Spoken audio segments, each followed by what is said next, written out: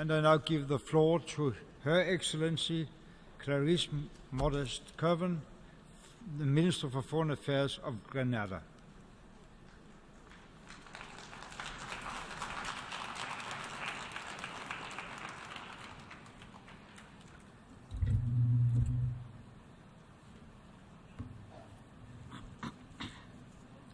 Mr. President, Secretary General, heads of government, colleague ministers, excellencies, ladies and gentlemen, I am pleased to bring our usual warm greetings from the government and the people of Grenada, on whose behalf I am privileged to address this renowned institution and distinguished gathering. I am also pleased to join esteemed colleagues before me in thanking the outgoing President of the 69th session of the General Assembly, His Excellency Sam Kutesa of Uganda, for his energetic and focused leadership.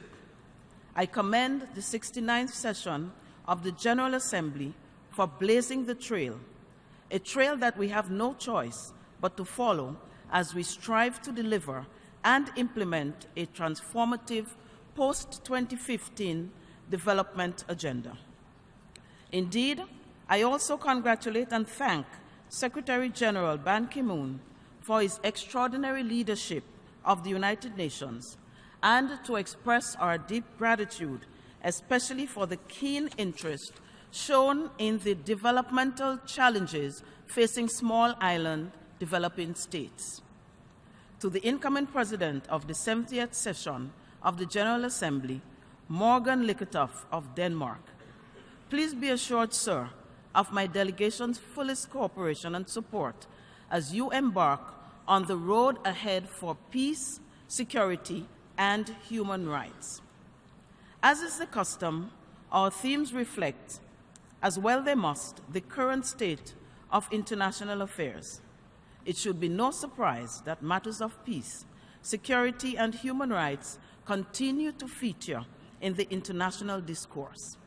Indeed, without these fundamental pillars of an orderly international system, it would be a colossal waste of time to even start to think of improving the quality of lives of our people.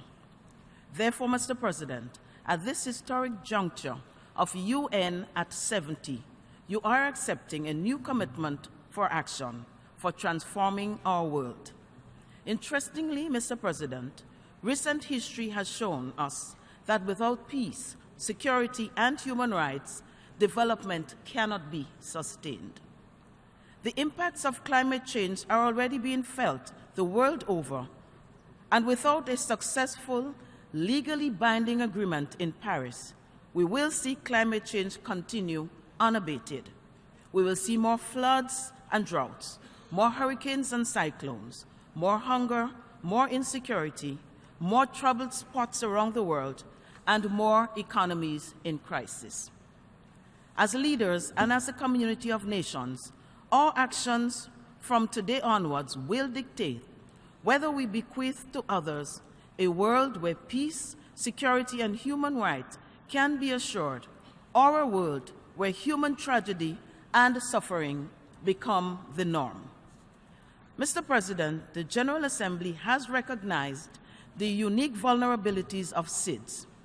Grenada endorses the initiative taken at the Security Council to discuss the challenges facing SIDS. In this regard, we strongly urge the Security Council to continue to give greater consideration to the special circumstances of SIDS in relation to both traditional and non-traditional security concerns. Climate change is a critical issue, not only for intellectual debate, but for its manifestation as a major multi-dimensional security threat to small islands developing states. The foundation of our Sustainable Development Platform is undermined by climate change. The recent experience of our sister nation, the Commonwealth of Dominica, is ample evidence. Let us now commit, ahead of the COP21 in Paris, to adopting a new legally binding global climate change agreement that keeps the global temperature rise well below 2 degrees Celsius or 1.5 degrees Celsius above pre-industrial levels. Mr. President, a framework for climate change cannot wait. We need immediate consensus on climate change, including financing. We wish to place on record our gratitude to our international partners for their support to develop our capacity for climate change adaptation and mitigation in Grenada. We affirm our commitment to Agenda 21 and the Samoa Pathway. Grenada strongly supports the convening of triennial Oceans and Seas global conferences for the duration of the 2030 Agenda of Sustainable Development, beginning with the June 2017 conference in Fiji to coincide with the World Oceans Day. We further suggest that initiatives like SIDS-DOC should be used as a global platform for governments and relevant stakeholders to ensure financing for the full implementation of SDG 14 and its targets. Mr. President, a little over 2 years ago, the government of Grenada, with the support of the international community, initiated a program of fiscal adjustment and structural reforms to boost economic growth and competitiveness, restore fiscal and debt sustainability, and strengthen the financial sector. We have made significant progress thus far, and our achievements have been documented in published reports by IMF and others.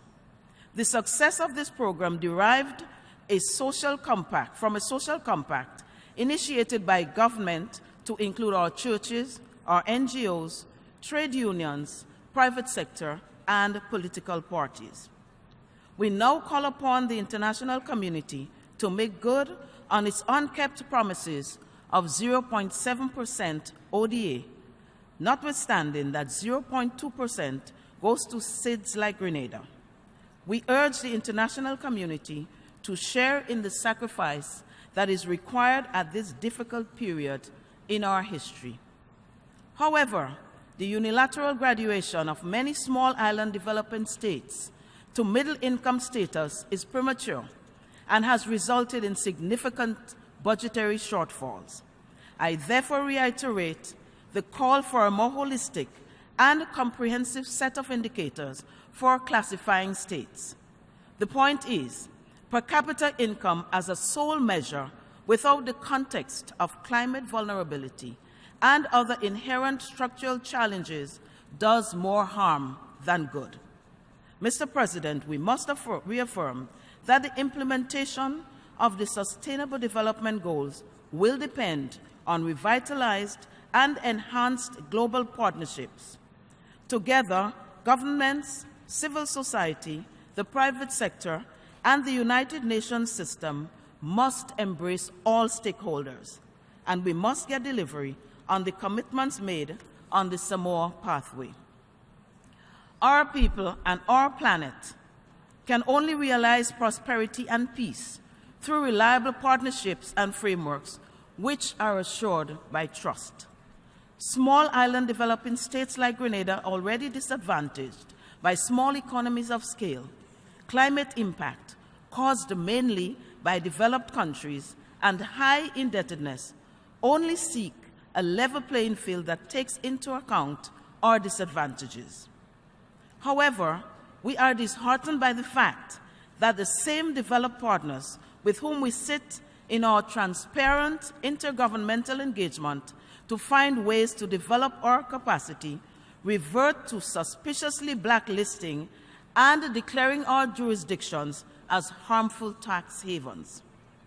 Mr. President, we called for developed countries to carefully weigh their interactions with small and vulnerable island states to ensure that we are in no way unjustly victimized economically and in reputation, especially when we have worked assiduously to comply with stipulated requirements. Grenada asserts that partnerships for sustainable development must be based on global solidarity, which affirms that none is more equal than the other among member states. Grenada seeks to safeguard the fiscal performance achieved with the necessary support of partners and stakeholders. Mr. President, history dictates that we must embrace our grave responsibility, daunting though it may be, to ensure a peaceful and sustainably developed planet for posterity. The carnages being committed around the world as we speak, demonstrated by persistent disregard for human life and the quest for dominance concealed by any faith, cannot be condoned. The concept or definition of peace begs for global consensus. A peaceful world is not just the absence of a world war. Authority and power must mean caring, not killing. The plight of displaced people driven from their habitat in extremely inhumane conditions in search of peace and a better life, free of fear, is regrettable and warrants our collective and decisive action to avert a wider and more destructive wave of migration. The spectacle of drowning and dying people, lost and displaced children, the abuse of the weak and the elderly, sexual violence against women is a disgrace to humanity. Their stories remind us of our interconnectedness as a global village and of our common humanity. In the words of the late Dr. Martin Luther King Jr., and I quote, "Injustice anywhere is a threat to justice everywhere." End of quote. Mr. President, Grenada condemns the atrocities and crimes against humanity. Human dignity must be maintained in our world as one vital element to ensure the future we want. Our cities and human settlements must remain inclusive and safe, resilient and sustainable. Therefore, Grenada appeals to all member states to embrace SDG 11 and promote dialogue and diplomacy in the resolution of conflicts. In this regard, Grenada applauds the progress made in the recent rapprochement between Cuba and the United States. Grenada sees this peaceful resolution through dialogue as an example to be emulated between and among all states where violence, conflicts, and disputes prevail. Nevertheless, Grenada joins in the call for the total lifting of the commercial and financial embargo imposed on the sister island of Cuba. Grenada supports objective assessments of the United Nations' role in the modern world to consolidate its established knowledge-based authority and legitimacy as the premier global political forum. However, it is time to update our GPS. Maintaining status quo in the Security Council should not be an option. However, the Security Council, as a pillar of global security, must be carefully handled. In this regard, our organization should take stock of the contributions made by all member states on the reform of the Security Council, bearing in mind that a strengthened council will be better obtained and maintained through global consensus. Grenada also applauds the efforts to strengthen the role of the General Assembly to ensure lasting peace, security, and human rights. Mr. President, ambitious though it may be, the agenda set for the post-2015 era dictates that we must succeed. Mr. President, if we have the courage to start, we have the capacity to accomplish successful implementation of the SDGs for our planet, for prosperity today, and for posterity. I thank you.